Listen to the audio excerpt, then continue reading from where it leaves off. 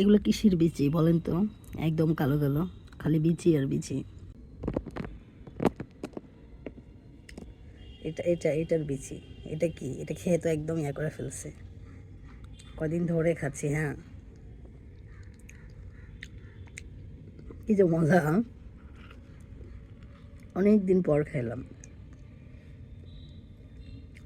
এখনো চেনতেছেন না? এখন চেনা যাচ্ছে মনে হয়। আবার এখানে দেখায়,